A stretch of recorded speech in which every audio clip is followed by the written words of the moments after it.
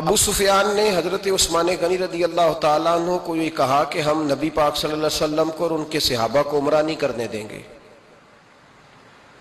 آپ اگر چاہیں تو وہ سامنے بیت اللہ شریف ہے، طواف کریں، آب زمزم پئیں، حجر اسود پہ جائیں، مقام ابراہیم پہ جائیں، صفا مروہ کریں، آپ چاہیں تو کر لیں۔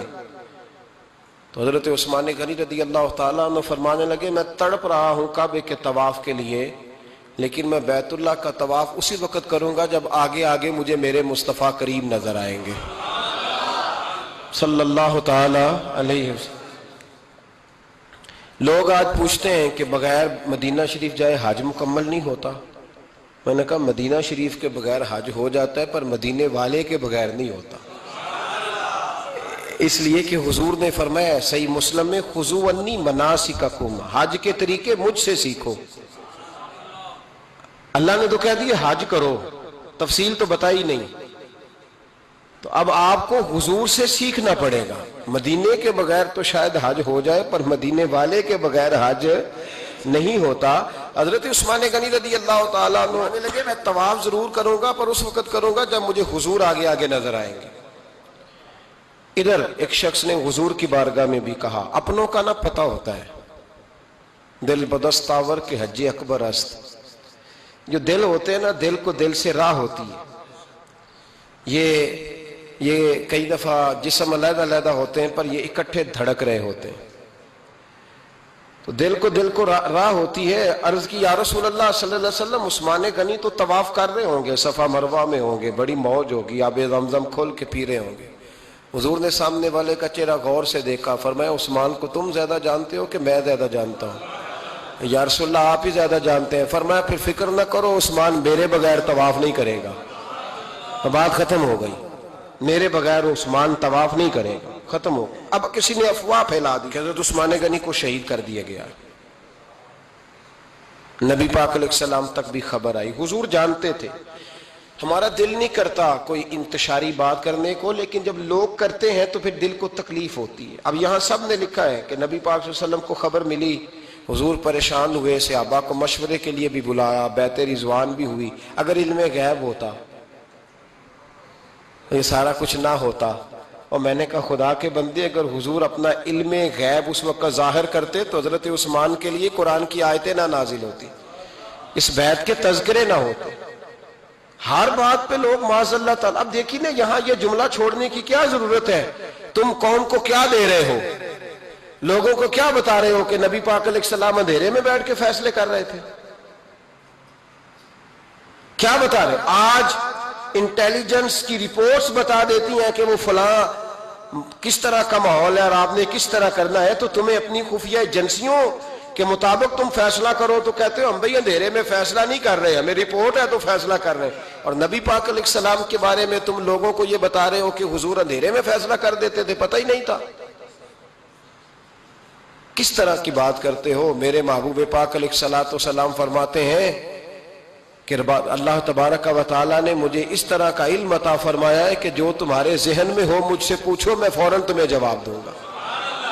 لیکن لوگ اڑ گئے ہیں، کیا کیا جائے؟ اور عجیب فلسفہ ہے، یہاں بھی گرہ لگا دی، پتہ ہوتا تو یہ سارا۔ اور میں نے کہا خدا کے بندے اگر یہ سارا کچھ نہ ہوتا تو پھر یہ آیتیں کیسے نازل ہوتی؟ پھر صبح قیامت تک حضرت عثمان غنی کی عظمتوں کا کیسے پتہ چلتا؟ جب خبر ملی نا کہ حضرت عثمان غنی کو شہید کر دیا گیا تو حضور نے صحابہ کو بلایا، فرمایا آؤ میری بیعت کرو، حالانکہ بیعت پہلے ہو چکی،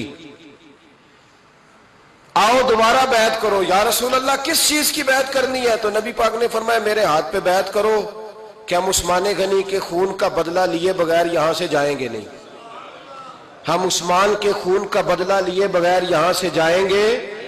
اور حوالہ کسی نے دیکھنا ہو علامہ اسماعیل حقی کا تو میں دکھاؤں گا، جس شخص نے دوڑ کر سب سے پہلے نبی پاک کی بیعت کی وہ مولا علی شیر خدا تھے۔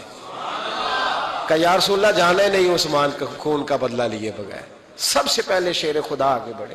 آج لوگ انہی لوگوں میں اختلاف دکھانے کی کوشش کرتے ہیں، صحیح لا حاصل کرتے ہیں۔ سب سے پہلے دوڑ کر حضرت شیر خدا آگے بڑھے، کہا حضور میں بیعت کرتا ہوں۔ نبی پاک نے صحابہ کے ہاتھوں میں بیعت ہو رہی ہے۔ یہ وہ والا واقعہ نہیں جو اس چوک میں پیش آیا تھا، یہ وہ والا واقعہ نہیں جو میرے ساتھ ہوا تھا تو میں آپ کو سنا رہا ہوں۔ یہ وہ والا واقعہ ہے جو رب کو اتنا پسند آیا کہ اللہ نے قرآن پاک میں بیان فرما دیا ہے۔ اس کی اہمیت کا اندازہ لگائے کہ رب کریم کو اتنا محبوب ہے یہ انداز کہ قرآن میں بیان کیا۔ ایک درخت تھا، کانٹوں والا درخت، اس کو شارحین نے لکھا ہے، کچھ لوگ کہتے ہیں بیری کا درخت تھا۔ نبی پاک درخت کے نیچے بیٹھ گئے، فرمایا بیعت کرو سارے۔ کن کے لیے بیعت ہو رہی ہے؟ حضرت عثمان غنی کے لیے۔ ایک بیعت دین کے لیے ہوئی، قرآن کے لیے ہوئی، حدیث کے لیے ہوئی، اللہ کی توحید کے لیے، اور آج نئے سرے سے بیعت ہو رہی ہے۔ کس کے لیے؟ بول کے بتائیے۔ حضرت سیدنا عثمان غنی رضی اللہ تعالیٰ عنہ، اس شخص کی عظمت کا کوئی اندازہ کر سکتا ہے جن کے لیے نبی پاک نے خاص کر کے تخصیص کر کے ایز اے اسپیشل بیعت لی؟ اور صحابہ نے جب بیعت کی تو اللہ کو اتنی پسند آئی کہ قرآن مجید کی سورہ فتح کی آیت نمبر 18 میں بیان کیا، فرمایا لقد رضی اللہ عن المؤمنین اذ یبایعونک تحت الشجرہ، فرمایا محبوب تحقیق اللہ ان مومنوں سے راضی ہے جو درخت کے نیچے آپ کی بیعت کر رہے تھے۔ تحقیق اللہ ان سے راضی ہوا، ان ایمان والوں سے جو درخت کے نیچے آپ کی بیعت کر رہے تھے، درخت کے نیچے تحت الشجرہ۔ قرآن مجید کے الفاظ اگر آپ غور کریں گے تو آپ کو حضرت عثمان غنی کی عظمت کا پتہ چلے گا، اور اس واقعے کی حساسیت کی آپ کو سمجھ آئے گی کہ بیعتیں تو مسجد میں بھی ہوئی، لیکن نام لے کے نہیں کہا محبوب جنہوں نے مسجد میں بیعت کی، نام لے کے نہیں کہا، حالانکہ وہ بیعتیں بھی اللہ کو بڑی محبوب ہے۔ بیعتیں تو میرے بھائی نبی پاک نے بیت اللہ شریف کے پاس بھی کی، مسجد نبوی میں بھی کی، لیکن یہاں نام لے کر کوئی بھول نہ جائے۔ کسی نے کہہ دینا تھا کوئی اور بیعت تھی جی، لوگ شرح کر رہے ہیں نا مرضی، وہ تو کسی اور کی بیعت، نام لے کے کہا محبوب تحت الشجرہ، وہ جو درخت کے نیچے بیعت ہوئی، وہ جو بیعت درخت کے نیچے ہوئی، اور جنہوں نے بیعت کی لقد رضی اللہ عن المؤمنین، تحقیق اللہ ان مومنوں سے راضی ہو گیا۔ اللہ ان مومنوں سے، صحیح بخاری صحیح مسلم میں صحابہ نے پوچھا یا رسول اللہ اللہ کس طرح راضی ہوا ہے؟ فرمایا آج جس نے میرے ہاتھ پہ بیعت کی ہے رب کریم نے وعدہ کر لیا ہے سب کو جنت عطا فرمائے گا، جنتی ہو گئے سارے۔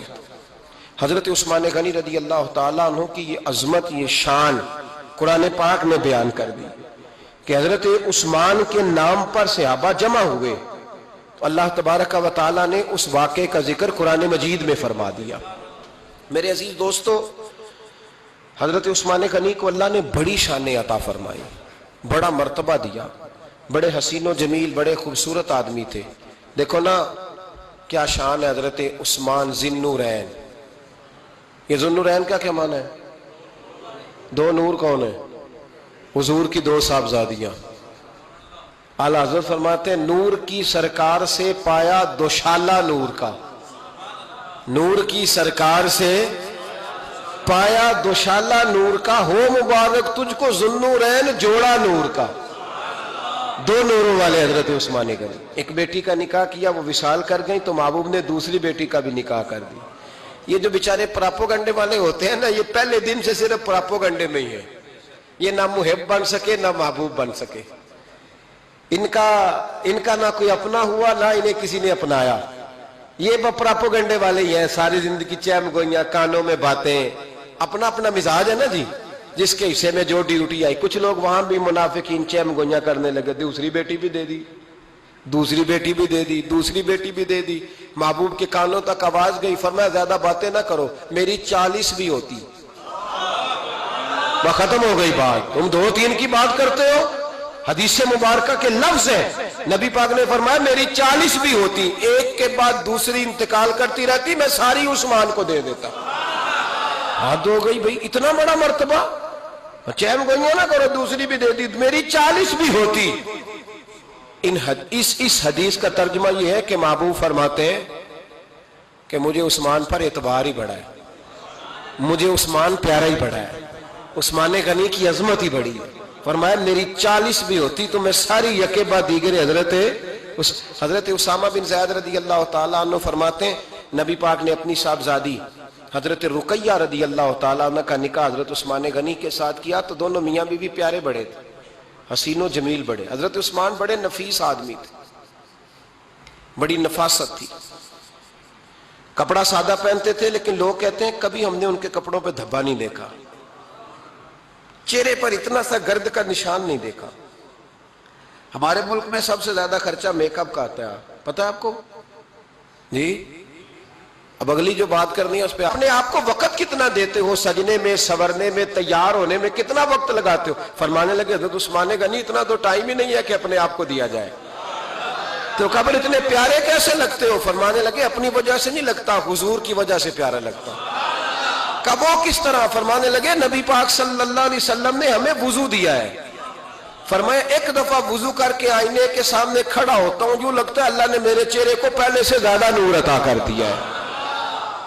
دیکھیں نا, باقی جسم چھپا ہوا ہے اور جو ظاہر ہے اس پر وضو کا حکم ہے. ہاتھ ظاہر ہے تو وضو کر لو, پیر پردے سے باہر ہے تو ان کو دھو لو وضو میں, چہرہ پردے سے کپڑوں سے باہر ہے تو اس کو وضو میں. تو عثمان غنی فرماتے 5 وضو تو میں تازہ کرتا ہوں, پچھلا ہو بھی تو نئی نماز تازے وضو سے پڑھتا ہوں. اور فرماتے اگر میرا قرآن مجید کھولنے کا ارادہ بن جائے تو پھر وضو 6 بھی ہو جاتے ہیں, اور تہجد کے وقت اٹھوں تو 7 بھی ہو جاتے ہیں. فرماتے علیحدہ سے درود پاک پڑھنے بیٹھوں تو پھر 10-11 وضو بھی ہو جاتے ہیں. میں وضو کرتا رہتا ہوں تو اللہ تازگی عطا کر دیتا ہے. حضرت اسامہ بن زید حضور کے غلام زادے ہیں, فرماتے میں چھوٹا سا تھا تو نبی پاک کے گھر میں گوشت پکا تو سرکار کو 4 بیٹیوں سے بڑا پیار تھا. حضرت فاطمہ سے زیادہ ہے لیکن 4 بیٹیوں سے بڑی محبت تھی. حضرت رقیہ اور جناب عثمان غنی کے گھر میں اسامہ بن زید کہتے ہیں حضور نے مجھے سالن دینے بھیجا, میں چھوٹا سا تھا اور ابھی پردے کی آیتیں بھی نہیں آئی تھی, حکم بھی نہیں آیا تھا. کہتے میں سالن دینے گیا, واپس آیا تو میں نے ان دونوں کو بیٹھے دیکھا تو میں نے اتنے حسین میاں بیوی کبھی دیکھے نہیں تھے اور میری طبیعت کھل اٹھی. فرماتے ہیں جب واپس آیا نا سرکار نے میرا چہرہ دیکھا, میں نے تو بات کرنی نہیں تھی, حضور نے چھیڑ دی. فرمایا میری بیٹی اور داماد کو دیکھ کے آئے ہو؟ یا رسول اللہ دیکھ آیا ہوں. فرمایا ایسا حسین جوڑا دنیا میں کبھی دیکھا ہے؟ کہا یا رسول اللہ اللہ کی عزت کی قسم کبھی دیکھا ہی نہیں. یہ ظاہری حسن اللہ نے حضرت سیدنا عثمان غنی رضی اللہ تعالیٰ عنہ کو عطا. ایک بات میری یاد رکھنا, حسن ظاہر کا نہیں ہوتا, حسن ظاہر کا نہیں ہوتا, ظاہر کا میک اپ ہوتا ہے. حسن ہمیشہ باطن کا ہوتا ہے. جن لوگوں کے اندر معصومیت ہوتی ہے ان کے چہروں پہ بھی آئی جاتی ہے. کوئی نہیں سمجھ آئی شاید آپ کو. اندر اگر بندہ کڑوا ہونا, کسیلا ہو, چہرہ نہیں روشن ہوتا. اس کی دلیل حدیث میں موجود ہے. نبی پاک صلی اللہ علیہ وسلم سے صحابہ نے کہا یا رسول اللہ اللہ کا ولی کون ہوتا ہے؟ فرمایا جس کا چہرہ دیکھنے سے اللہ یاد آئے. تو ولایت کا تعلق دل سے ہے, چہرے سے نہیں. ولایت کا تعلق بولیے دل سے ہے, چہرے سے ولایت کا تعلق نہیں ہے. لیکن حضور نے دلیل کیا دی؟ چہرہ دیکھو تو اللہ یاد آئے. گویا محبوب نے فرمایا کہ دل اگر ولی کا ہو تو پھر اللہ تعالیٰ دل کی برکت سے چہرہ بھی نورانی عطا فرما دیتا ہے. چہرہ بھی نورانی. بہت سارے میں نے ایسے بزرگوں کو دیکھا جن کے رنگ گورے نہیں تھے پر نورانی تھے. ہمارے علامہ فیض احمد اویسی صاحب رحمۃ اللہ علیہ میرے استاد گرامی کا رنگ گورا نہیں تھا لیکن جو بابا جی کو دیکھتا تھا فدا ہی ہو جاتا تھا. رنگ گورا نہیں تھا, گندمی تھا, لیکن کیا بات تھی چہرے کی معصومیت کی. تو یاد رکھیں حضرت عثمان غنی کے باطن میں جو حسن تھا, جو وقار تھا, وہ چہرے سے چھلکتا تھا. چند خوبیاں بڑی زیادہ تھی حضرت عثمان غنی میں, بہت زیادہ تھی چند خوبیاں. ایک بہت بڑی خوبی حضرت عثمان غنی کی جس کو نبی پاک نے بڑا چاہا, وہ تھا حضرت عثمان غنی کا سخی ہونا. مالا والے سخی نہیں ہوندے, مالا والے سخی ان کے پاس تو پیسہ بافر ہوتا ہے, کسی وقت 10,000 کا تعاون کاری دیتے ہیں کسی کے ساتھ, وہ سخی نہیں ہوتے. بھائی کسی ایک بندہ 1.5 کروڑ کی اسامی ہے تو کسی کو 20,000 کا تعاون کر دے, سخاوت تھوڑی ہے. کروڑوں روپیہ اس کے پاس پڑا ہوا ہے. مالا والے سخی, یہ میاں صاحب نے کہا مالا والے سخی نہیں ہوندے. سخیاں کل مال نہیں ہوندا, سخیاں کل مال ہے اس لیے کہ جمع کریں گے تو رہے گا نا, وہ سخی جمع کرتا ہی نہیں. مالا والے سخی نہیں ہوندے, سخیاں کل مال نہیں ہوندا. ایتھے اوتھے دوویں جہان نہیں, سخی کنگال نہیں ہوندا.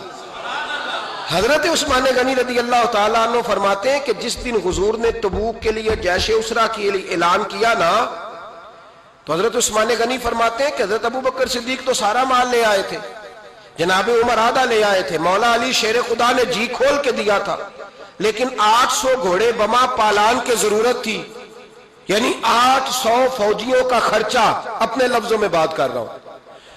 فوجی کا خرچہ کیا ہوتا تھا کہ فوجی کا گھوڑا بھی چاہیے، گھوڑے کے ساتھ کجاوا بھی چاہیے، تلوار بھی چاہیے، نیزہ بھی چاہیے، تیر بھی چاہیے، لوہے کی جیکٹ بھی چاہیے۔ حضرت عثمان غنی کہتے ہیں نبی پاک نے اعلان کرنا شروع کیا، ایک دفعہ اعلان کیا تو میں نے کہا حضور 200 فوجی کا خرچہ میرا۔ تو نبی پاک نے دوسری دفعہ اعلان کیا تو کوئی اٹھا ہی نہیں، جنہوں نے دینا تھا وہ تو سارا کچھ پہلے ہی دے چکے تھے، کوئی اٹھا نہیں۔ کہتے مجھے بڑا عجیب لگا کہ میرے مصطفیٰ اعلان کریں۔ حضرت عثمان غنی فرماتے ہیں، شاہ ولی اللہ صاحب نے ازالت الخفا میں لکھا ہے کہ یوں پکڑ کے کہتے ہیں میں نے اپنا نا گریبان پکڑ لیا، عثمان تیرے نبی کو اعلان کرنا پڑ رہا۔ کہتے 1000 فوجی کا خرچہ چاہیے تھا، 1000 کا۔ عثمان کہتے تیسری دفعہ حضور نے اعلان کیا تو کہا یا رسول اللہ 200 اور ڈال لے۔ سنو سخی کس کو کہتے ہیں؟ حضرت عثمان غنی رضی اللہ تعالیٰ عنہ فرماتے ہیں میرے پاس کل خرچہ میرے پاس 800 فوجیوں کا تھا، میں سارا کچھ بھی گھر سے لے آؤں تو 1000 میں پھر بھی پورا نہیں کر سکتا تھا، لیکن جب نبی پاک نے چوتھی دفعہ کہا نا کہ اٹھو بھائی ابھی خرچہ چاہیے، عثمان کہتے ہیں مجھے لگتا تھا میرے گریبان پھٹ جائے گا، یار میرے محبوب کو اعلان کرنا پڑ رہا ہے۔ عثمان غنی فرماتے میں اٹھ کے کھڑا ہوا، میں نے کہا حضور اب آپ نے اعلان نہیں کرنا، آپ 1000 ہی میرے کھاتے میں ڈال دیں، میں سب کا بندوبست کرا دوں گا۔ فرماتے میں نے 200 فوجی کا خرچہ پکڑ دکڑ کے پورا کیا۔ 200 کا خرچہ، غریب اصل میں اللہ سے تجارت نہیں کرتا اس لیے امیر نہیں ہوتا، غریب اللہ سے تجارت کرے نا، اللہ سے اس کے رستے میں 200 دے کے 70 گنا کی امید رکھے یہاں بھی وہاں بھی، پھر امیر ہو جائے۔ یہ تجارت نہیں کرتا، یہ کہتا ہے اللہ کے رستے میں امیر خرچ کریں گے، میری نہیں ڈیوٹی۔ حضرت عثمان غنی کہتے ہیں میرے پاس 800 کا بندوبست تھا، میں نے 1000 کا دیا۔ حضور تشریف لے گئے، فرماتے ہیں جہاد سے جب واپسی ہوئی نا، ایک ایسا سودا تھا جس میں سے مجھے نفع کی امید ہی نہیں تھی، پر اللہ نے مجھے 11 گنا نفع عطا فرمایا۔ مالا والے سخی نہیں ہوں گے، سخیاں کل مال۔ دیکھیں نا جنت البقیع، وہ والا قبرستان جس میں کوئی دفن ہو جائے تو نبی پاک کی سفارش کا حقدار ہو گیا، وہ والا قبرستان جس کا نام ہی جنت ہے۔ وہاں نا ایک یہودی اپنے جانور باندھا کرتا تھا، تو سرکار ایک دن اس طرف گئے تو واپس آئے، حضرت عثمان غنی قریب کھڑے تھے، نبی کریم صلی اللہ تعالی علیہ وسلم نے فرمایا عثمان اس جگہ کی طرف ذرا چکر لگانا، جگہ بڑی اچھی ہے۔ عثمان غنی گئے، جگہ خرید کے واپس آ گئے۔ حضور نے فرمایا ہوا ہے؟ عرض کی حضور خرید آیا ہوں۔ فرمایا میں نے تو چکر لگانے کا کہا تھا۔ کہا یا رسول اللہ آپ نے یہ بھی تو فرمایا تھا جگہ بڑی اچھی ہے، تو جس کو آپ نے اچھا کہہ دیا یہودی کے پاس تو نہیں نہ رہنی چاہیے، تو میں نے خرید دی۔ شرم نہیں آتی لوگوں کو۔ حضرت عثمان کے بارے میں بات کرتے ہیں، جس قبرستان میں سیدہ پاک بی بی صاحبہ حضرت فاطمہ الزہرا آرام کر رہی ہے، وہ زمین حضرت عثمان نے تحفہ دی ہے۔ حیا نہیں آتی بات کرتے؟ شرم نہیں آتی؟ یہ صدقہ سیدہ فاطمہ کا ہی ہے، انہی کے لیے اللہ نے تحفہ دیا، اور اس کے پیسے حضرت عثمان غنی نے ادا کیے۔ پھر اس قبرستان میں سیدہ پاک نے آرام کیا، پھر اسی قبرستان میں عثمان ابن مسعود نے آرام کیا، پھر اسی قبرستان میں حضرت حلیمہ سعدیہ لیٹی ہوئی ہے، اسی قبرستان کے اندر نبی پاک کی زوجہ سیدہ عائشہ آرام کرتی ہے، پھر اسی زمین پر میرے محبوب کے پیارے نواسے امام حسن آرام فرمائے۔ حضرت عثمان غنی رضی اللہ تعالیٰ عنہ کے بارے میں بات کرتے تیری زبان نہیں کانپتی؟ ان کو بات کرتا ہے جن کے تحفے اہل بیت نبوت نے قبول فرمائے، اور وہاں آرام کرنا انہوں نے پسند کیا، اتنا بڑا جرت بند ہو گیا تو۔ حضرت سیدنا عثمان غنی رضی اللہ تعالیٰ عنہ سخاوت کی تو کمال کر دیا حضرت عثمان غنی، اور پھر ضرورت سے زیادہ پیسے دے کے۔ وہ کنویں کی بات بڑی معروف ہے، میں نے بس اشارہ کرنا ہے، نبی پاک نے بھی اعلان کیا تو بڑا ہی اعلان کر دیا، فرمایا وہ میٹھے پانی کا کنواں ہے، قبضہ یہودی کا ہے، جو بندہ خرید کر وقف کرے گا نا اسے کیا ملے گا؟ تو حضور نے فرمایا میری جیب میں جنت کی ٹکٹ ہے۔ میں اسے جنت دے دینی. یہ ہے عرض جنت، یہ طیبہ کی زمین ہے، جنت بھی یہی، مال کے جنت بھی یہی ہے، جنت لے لے مجھ سے، لے لے. حضرت عثمان غنی گئے، اس کو کہا بھائی کنواں میرے ہاتھ بیچ دے. کنویں کی قیمت تھی 500-700 دینار. تو حضرت عثمان 500-600 دینار کل کنویں کی قیمت تھی. جناب عثمان غنی گئے، یہودی کو پتا تھا کہ یہ خریدنا چاہتے ہیں. فرمایا یار یہ کنواں بیچ دو. کہنے لگا نہیں بیچنا. فرمایا قیمت منہ مانگی. کہنے لگا قیمت میری مرضی کی. کہا تمہاری مرضی کی، اپنی اپنی اوقات ہوتی ہے نا قیمت لگانے کی، تمہاری مرضی کی. کہنے لگا میری شرط ہے میں ایک دن کے لیے کنواں دوں گا، ایک دن میں ایک دن آپ. فرمایا یہ بھی منظور ہے. کتنے پیسے؟ اس نے کہا میں 3000 دینار لوں گا، 500-600 کا ہے. حضرت عثمان غنی فرمانے لگے تو نے اپنی اوقات کے مطابق 3000 مانگا ہے، میں 40,000 لے کے آیا تھا. اپنی اوقات کے مطابق مانگا، 40,000 دینار میری جیب میں. یہودی کہنے لگا عثمان تو تاجر ہے، اور عام تاجر نہیں، عالمی سطح کا تاجر ہے. لوگ تیری تجارت کی مثالیں عرب میں دیتے ہیں، پر 500-600 کا کنواں 40,000.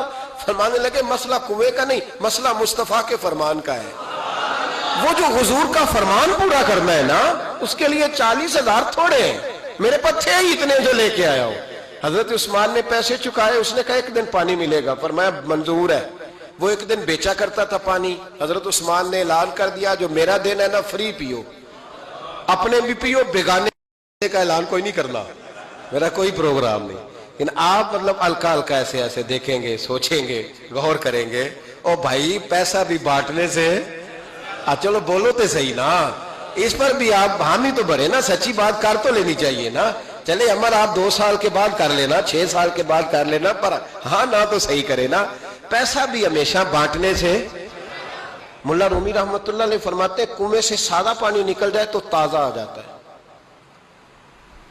اور اگر پانی کنویں کے اندر رہے سارا ختم نہ ہو تو باسی ہو جاتا ہے.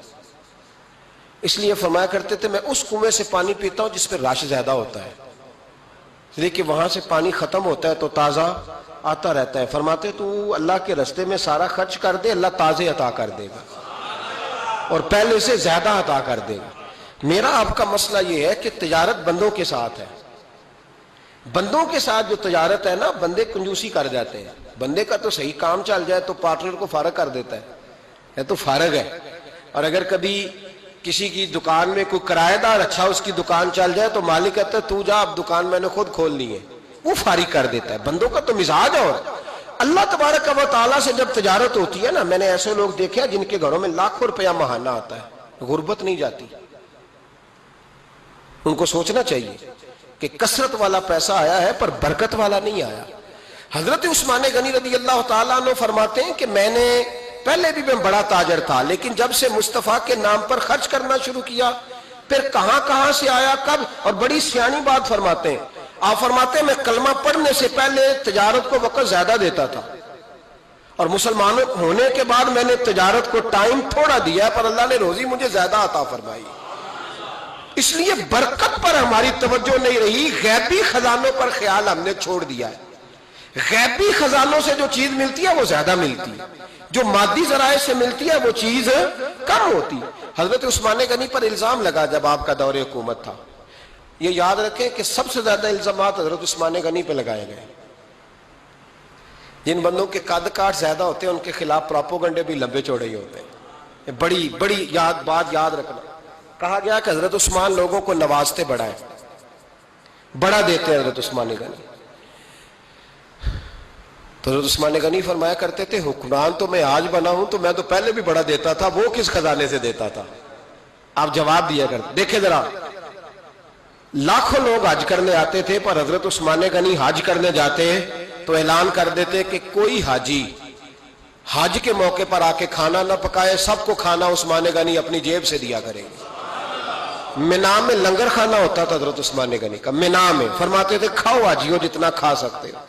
اور پھر حضرت عثمان غنی کا اعلان تھا، خدام کو کہتے تھے میں آخر میں کھاؤں گا، پہلے میرے سارے آنے والے حاجیوں کو کھلایا جائے. ایک مجھ سے نا ایک دوست نے سوال پوچھا 4-5 دن ہو گئے. کچھ سوال ایسے ہوتے ہیں جو بندے کو نا چوراہے پہ لا کے کھڑا کر دیتے ہیں. زندگی میں نہ بھولنے والے سوالات ہوتے ہیں۔ ایک شخص نے سوال پوچھا، کہنے لگا اوکاڑے دینی اور مذہبی گھرانہ ہے، اوکاڑے سے تعلق ہے، میرے ساتھ محبت کا رشتہ ہے۔ کہنے لگے بیٹی کی شادی کر دی ہے راول پنڈی میں، آپ کی بھی بیٹیاں ہیں، میری بھی بیٹی ہے، بیٹی کی شادی کر دی ہے راول پنڈی میں، اب بچی چند دن رہنے آئی ہے، پوچھنا یہ ہے کہ نماز پوری پڑے گی کہ قصر پڑے گی؟ تو میرا تو اس نے کام کر دیا، حد ہو گئی، رو رو کے برا حال۔ میں نے کہا یار تو بند کر دے فون، رات کو بتاؤں گا۔ کیا پوچھ لیا یار تو نے؟ بیٹی مسافر نہیں ہوتی، بیٹی تو مہرانی ہوتی ہے باپ کے گھر کی۔ وہ بیٹی مطلب کیسے بتاؤں کہ دل کرتا ہے کہ بیٹی وہ صرف ہنسے، وہ روئے کبھی نہ، یہ دعا ہوتی ہے۔ تو نے اتنا بڑا سوال کیوں کیا؟ بہرحال علماء کو کچھ چیزوں کے جواب دینے پڑتے ہیں۔ میں نے کہا میں رات کو بتاؤں گا۔ رات کو پھر فون آیا کہ آپ تو بڑی جلدی جواب دینے کے عادی ہیں، تو دیر کیوں کر دی؟ تو میں نے کہا یار جواب تو میرے پاس تھا لیکن ہمت نہیں تھی ابھی۔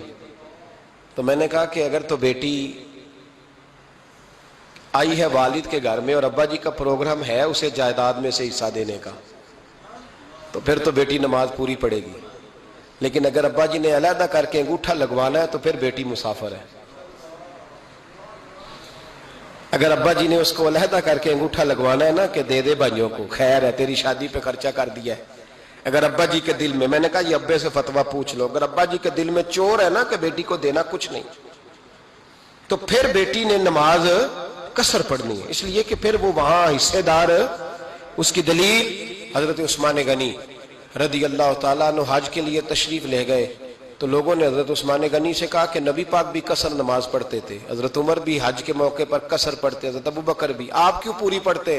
فرمایا ان کا مکے میں گھر کوئی نہیں تھا، میرے تو پورے کے پورے باغ ہیں، تو میں یہاں مسافر نہیں ہوں، میں یہاں مقیم ہوں، تو اگر تو بیٹی کا حصہ بھی ہے ابا جی کے گھر میں تو پھر وہ نماز پوری پڑے گی۔ لیکن اگر ابا جی نے اللہ تعالیٰ خیر فرمائے بیٹوں کے حق میں فیصلہ سنا دیا ہے اور انہوں نے بیٹی سے کہہ دیا ہے کہ چھوڑ، جو بیٹیاں حصہ لیتی ہیں ان کے بھائی نہیں ملتے تو نہ ملے بھائی، کوئی عرض نہیں، ضروری ہے ظالم بھائیوں سے رابطہ رکھنا جو کھا جائے بہنوں کا حصہ۔ والد ظالم ہے، ظالم ہے باپ، بیٹے کو حصہ دیتا ہے بیٹی کو نہیں دیتا۔ اور یہ 1.5 مربے والے جاگیردار کی بات نہیں کر رہا جس کا 4 مرلے کا مکان ہے، اس کی بیٹی کا بھی حصہ بنتا ہے۔ کیوں کھاتے ہو بیٹیوں کا حصہ؟ ڈر نہیں آتا اللہ تعالیٰ سے؟ کیوں کھاتے ہیں لوگ بیٹیوں کا حصہ؟ جب اللہ رسول نے رکھا ہے تو کیوں کھا جاتے؟ اور پھر کہتے ہیں جناب بڑا پیار ہے بیٹی سے، رونے دھونے کے لیے پیار ہے۔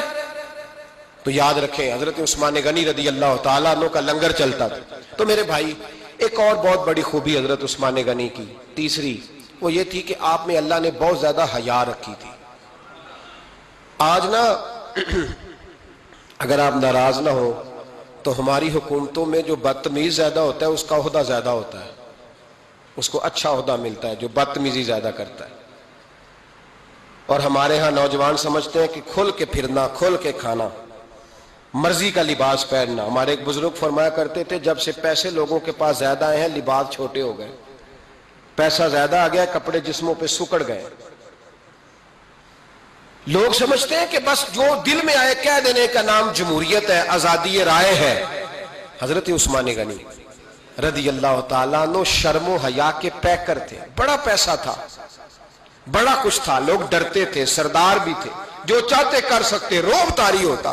لیکن عثمان غنی کو جب بھی کوئی دیکھتا تھا کسی کونے میں بیٹھے نظر آتے تھے، چھپے ہوئے، پیچھے، شرم و حیا، نفاست پسندی، بڑھ بڑھ کے آگے ہونا، ہر ویڈیو میں شامل ہونے کی کوشش کرنے کا نام پیار نہیں ہے۔ نفاست پسند جو لوگ ہوتے ہیں وہ اکثر چھپے ہوئے ہوتے ہیں، ان کا پتہ ہی نہیں ہوتا لوگوں کو کہ پیچھے دراصل ہے کون۔ دیکھیے نا بڑی معروف حدیث ہے صحیح مسلم میں، نبی پاک صلی اللہ علیہ وسلم آرام فرما رہے تھے، حضور نے تامت مبارک باندھی ہوئی تھی، لیٹے ہوئے تھے سرکار۔ تو جب آدمی لیٹتے تھے نا، ہمارے بزرگ بھی جب لیٹتے ہیں تو تامت کو سمیٹا کرتے تھے تو گھٹنوں تک آ جاتی تھی، دیکھا نا آپ نے، گھٹنوں تک تامت آ جاتی جب لیٹتے۔ تو سرکار بھی لیٹے تھے، پردے کی ابھی آیتیں نہیں آئی تھی، دروازے پہ دستک ہوئی، حضرت عائشہ صدیقہ عرض کرنے لگے یا رسول اللہ میرے ابا جان جناب ابو بکر صدیق آئے۔ حضور نے فرمایا بلا لو. حضرت عائشہ کہتی ہیں وہ آ کے بیٹھ گئے, حضور لیٹے رہے. پھر دستک ہوئی, اب کون ہے؟ کہا سیدنا فاروق اعظم. کہا عائشہ آپ ساتھ والے حجرے میں چلی جاؤ. اماں جی وہاں چلی گئی. تھوڑی دیر کے بعد حضرت عمر آئے, حضور لیٹے رہے. جناب عائشہ کہتی ہیں پھر دستک ہوئی, اب کون ہے؟ فرمایا عثمان غنی. نبی کریم نے فرمایا اسے کہو ذرا ٹھہر جائے. حضرت عثمان ٹھہرے تو حضور اٹھ کے بیٹھے, تہمت مبارک کو ٹھیک کیا, پھر اپنے کرتے مبارک کو سیدھا کیا, پھر دستار کو سیدھا کیا. فرمایا اب بلاؤ عثمان غنی کو. حالانکہ جاہو جلال حضرت عمر کا زیادہ ہے, حالانکہ وقار مقام حضرت صدیق اکبر کا زیادہ ہے. اب بلاؤ عثمان غنی کو. حضرت عثمان غنی رضی اللہ تعالیٰ عنہ آئے, بیٹھے, بات چیت ہوئی, تینوں چلے گئے. حضرت عائشہ صدیقہ کہتی ہے میرے ذہن میں سوال رہ گیا.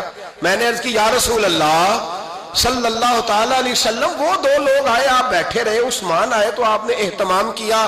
کیا لفظ ہے, اور لفظوں میں تاثیر ہے, اور جملے دو کہے نبی پاک نے, لیکن کتنا بڑا ان کا مرتبہ بیان کیا.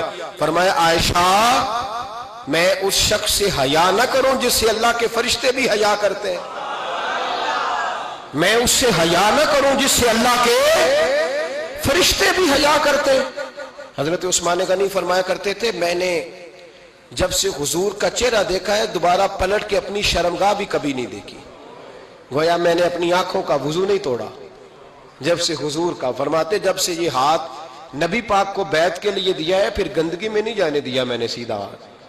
حضرت عثمان غنی فرمایا کرتے تھے میں اپنے گھر کے اندر اپنے غسل خانے میں چار دیواری کے اندر بھی کپڑوں سمیت غسل کرتا ہوں, مجھے حیا آتی ہے غسل خانے میں بھی کپڑے. اور سنو ایک اور بڑی بات اہم, آپ فرمایا کرتے تھے میری جو محرم عورتیں ہیں نا, محرم پھپھی خالہ, میری جو محرم عورتیں ہیں, فرمایا کرتے تھے میں نے کبھی ان کے بھی چہرے آنکھ بھر کے نہیں دیکھے, ان کے بھی چہرے کبھی میں نے آنکھ بھر کے نہیں دیکھے. جو میری محرم عورتیں ہیں پھپھی خالہ, فرماتے تھے ان سے بھی جب بات کرتا ہوں تو میں چہرہ جھکا کے. ہمارے ہاں تو کزن ایک دوسرے سے سلام لیتے ہیں, لڑکیاں لڑکے کزن ایک دوسرے سے سلام لیتے ہیں. بچیاں آیا کرتی تھی تو میری کبھی کبھی مجھے بتایا جاتا تھا, میں نے ایک پابندی لگا دی بچیاں جب مدرسے میں آتی تھی کہ جو دور سے بچی آئے اس کو جس آدمی کا نام لکھا ہو بتایا جائے وہی لینے آئے. ایک دن مجھے اطلاع دی گئی کہ آپ تھوڑی دیر آئیں. میں گھر گیا تو مجھے بتلایا گیا کہ ایک بچی ہے تو اس کو جو پہلے لینے آتا تھا وہ نہیں آیا, کوئی اور آیا. میں نے اس کے بھائی کو فون کیا کہ آپ لینے نہیں آئے. کہنے لگے یہ کزن ہے ہمارا, اس کے ساتھ بھیج دیں, آپ ہمارا ہی کزن ہے, خالہ زاد ہے. میں نے کہا یار آپ کہاں ہو؟ کہنے لگے مجھے 20-25 منٹ لگ جائیں گے. تو میں نے کہا ابھی کلاسیں بھی جاری ہیں تو آپ ہی آ جانا خود ہی. میں نے کہا سب آپ بھیج دیں, مجھے اعتبار ہے اس پہ. میں نے اس کو ایک بات کہی جو آپ کو بھی کہتا ہوں, میں نے کہا یار تمہیں اعتبار ہے تو اللہ رسول کو اعتبار کیوں نہیں؟ انہوں نے کیوں غیر محرم بنایا ہے؟ عجیب تماشا ہے. مجھے پھپھی ذات پہ, خالہ ذات پہ, ماموں ذات پر اعتبار ہے, نبی پاک کو کیوں نہیں؟ آپ کو زیادہ پیار ہے لوگوں سے یا نبی پاک کو امت سے زیادہ پیار ہے؟ کیا مطلب تماشا ہے, کیا مزاج بنا لیا میں نے اور آپ؟ نبی پاک نے ایک شخص پر اعتبار نہیں کیا, پر میں اس سے پردہ کرو. آپ نے اور میں نے کیسے کر لیا؟ نبی پاک نے خالہ ذات, پھپھی ذات, دیور پر, جیٹ پر, سالے پر, بہنوئی پر اعتبار نہیں کیا, پابندی لگا دی. تو نے کیسے کیا؟ تیرے دل میں زیادہ درد ہے, تو زیادہ دین کو سمجھنے لگا ہے, انسانیت زیادہ اچھل آئی ہے تیرے اندر. اعتبار کیا ہوتا؟ یاد رکھنا دنیا میں جتنے گھر تباہ ہوئے ان لوگوں کی وجہ سے نہیں ہوئے جن پر اعتبار نہیں تھا, ان کی وجہ سے ہوئے جن پر اعتبار تھا. گھر کا بیٹی لنکا ڈائے, بار والے آ کے کبھی بھی گھر میں کوئی نقب زنی نہیں کرتے, جب بھی کرتے اعتبار والے کرتے. میرے رسول پاک علیہ الصلوۃ والسلام کی وہ ازواج جن پر اللہ کو اتنا اعتبار ہے کہ رب کہتا ہے میرے محبوب کی بیویوں تمہاری جیسی دنیا میں دوسری ہے ہی کوئی نہیں, اللہ کو اتنا اعتبار ہے. لیکن ایک نابینا صحابی آئے تو حضور کی 2 ازواج بیٹھی تھی, تو نبی پاک نے فرمایا پردہ کرو. یا رسول اللہ وہ تو نابینا ہے. فرمایا تمہیں تو نظر آ رہا ہے نا, تمہاری آنکھیں تو کھلی ہوئی ہیں. حضور کو اعتبار نہیں تھا, بس کر دیں. سب سے بڑا ظالم وہ ہے جو کہتا ہے مجھے بیٹی پہ اعتبار ہے. وہ ظالم ہے, وہ اپنی بیٹی کے ساتھ ظلم کر رہا ہے. جو کہتا ہے مجھے اعتبار ہے, کالج جا رہی ہے, یونیورسٹی جا رہی ہے, اکیلے آ جا رہی ہے, مجھے اعتبار ہے, یہ ظلم کر رہا ہے بچی کے ساتھ. وہ تو بچی ہے, اس کا تو ذہن کمزور ہے. ہو سکتا ہے صاف دل ہو, لیکن سامنے جو شیطان چوکوں میں گلیوں میں دائیں بائیں گھوم رہے ہیں وہ تو صاف دل نہیں ہے نا, وہ تو معصوم طبع نہیں ہے نا. تو بعض اوقات بڑے اچھے نفیس بچے بھی شیطانوں کا شکار ہو جاتے ہیں. خدا کا خوف کریں. حضرت عثمان غنی کی زندگی, حضرت عثمان فرماتے ہیں جو محرم عورتیں تھیں ان کی طرف بھی آنکھ بھر کے نہیں دیکھا, اس لیے کہ وہ خاتون ہے, میں مرد ہوں, میری حیا مانی. آج لوگوں کو شوق ہو گیا عورتوں کی مجلس میں دوڑ دوڑ کے جانا, وہاں بیٹھنا, وہاں وقت بتانا. پیرانے عظام کہتے ہیں کہ وہ درویشنیوں کے بیچ بیٹھے ہیں جی, باپ بیٹی ہوتے ہیں جی, مریدنی اور پیر. میں نے کہا کوئی نہیں ہوتے, اس رشتے پر استدلال ہے. اعلیٰ حضرت فرماتے ہیں واجب ہے پردہ پیر اور مریدنی کا, یہ پردہ واجب ہے. اگر کوئی شخص اس طرح بے پردہ بیعت لے گا, بیچ میں بیٹھے گا, تو اس کا تو مرید ہونا ویسے ہی حرام ہے, جائز ہی نہیں ہے. جو سارا دن تویز دھاگے کے لیے بیٹھا رہے اور بیویوں سے گفتگو کرتا رہے. خدا را حضرت عثمان غنی رضی اللہ تعالیٰ عنہ کی زندگی میں جو باتیں ہمیں بہت زیادہ ملتی ہیں, ان میں نفاست ہے, آپ کی حیا ہے, سخاوت ہے. ایک بات اور سن لیں, بڑا ستایا گیا حضرت عثمان غنی کو, پراپوگنڈے کیے گئے, آپ کے خلاف مہم چلی. عبداللہ ابن سبا نے بڑی مہم جوئی کی آپ کے خلاف. یہودیوں نے مسلمانوں کا روپ دھار کر بڑا آپ کو ستایا, تکلیفیں دی. جی آپ اپنے رشتہ داروں کو بڑا دیتے ہیں, فرمایا کرتے تھے جیب سے دیتا ہوں, مال خزانہ سے نہیں دیتا. حضرت عثمان غنی رضی اللہ تعالیٰ عنہ کو بڑا ستایا گیا. یہ واحد خلفائے راشدین میں خلیفہ ہے جن کا 40 دن پانی بند کیا گیا, کھانا نہیں آنے دیا گیا. لیکن کمال ہستی حضرت عثمان غنی کی. مولا علی جیسے شیروں نے جا کے کہا آپ اشارہ کریں, یہ جو آپ کے خلاف نکلے ہوئے ہیں تو ایک تلوار سے مار دیے جائیں گے. تو حضرت سیدنا عثمان غنی فرمانے لگے میں وہ والا مینڈا نہیں بننا چاہتا جس کی وجہ سے مدینے کی گلیاں رنگین ہو جائیں. امن کا کعب خلافت چھوڑ دیں. فرمایا حضور نے کہا تھا اللہ تمہیں ایک قمیض پہنائے گا, لوگ اتارنا چاہیں گے, تم نے اتارنی نہیں. صبر سے, حوصلے سے, اطمینان سے. یہ وہ واحد ہستی ہے حضرت عثمان غنی, انہوں نے شہادت قبول کر لی لیکن تلوار نہیں چلنے دی, لوگوں کو ایک دوسرے کے گلے نہیں کاٹنے دی. وہ شخصیت ہے حضرت عثمان غنی کی, لیکن بڑا ستایا گیا, بڑا پراپوگنڈا. مجھے بتائیے اس کے بارے میں اللہ قرآن کی آیتیں نازل کر دے, اور جس کے بارے میں مصطفیٰ کریم ایک بار نہیں تین بار جنت کی بشارت عطا کر دے. کوئی بندہ ہمیں تاریخ بتائے, حوالے دے, کہانیاں سنائے, تو ہم اس کی کہانیاں دیکھیں گے یا نبی پاک کا فرمان دیکھیں گے؟ بولیں, جا کے بولیں, جا کے. کسی کہانی پر کبھی بھی کان. بس ایک حدیث میں نے بڑی دفعہ سنائی ہے, پھر سناتا ہوں, ترمذی میں ہے. نبی پاک جنازگاہ تک گئے جنازہ پڑھنے. یا رسول اللہ فلاں آدمی انتقال کر گیا, جنازگاہ تک تشریف لے گئے جنازہ پڑھانے, لیکن جنازگاہ تک پہنچ کر محبوب نے فرمایا اس کا جنازہ نہیں پڑھانا. یا رسول اللہ کیوں؟ فرمایا اس لیے کہ یہ عثمان غنی سے بغض رکھتا تھا. تو حضور تو اس کا جنازہ نہیں پڑھتے. خبردار کسی داستان پہ کان نہ دھریں, عقلیں دوڑاتے پھرتے ہیں لوگ, ایسے ہوا تھا تو ویسے ہوا تھا تو اس نے کہا تھا تو اس نے کہا تھا. ہمیں اس کی اس کی نہیں خبر, ہمیں تو مصطفیٰ کا پتہ ہے. جو حضور نے جن کی شان بیان کر دی ان کی شان پر ہم کسی تاریخ کا حوالہ مزید ضرورت محسوس ہے. بس اپنی طبیعت میں سادگی اور صفائی پیدا کریں, سخاوت پیدا کریں, حیا پیدا کریں. یہ حسن ہے. اس حسن کو حضرت عثمان غنی نے تقسیم کیا ہے. اللہ سمجھنے کی توفیق عطا فرمائے. آخر دعوانا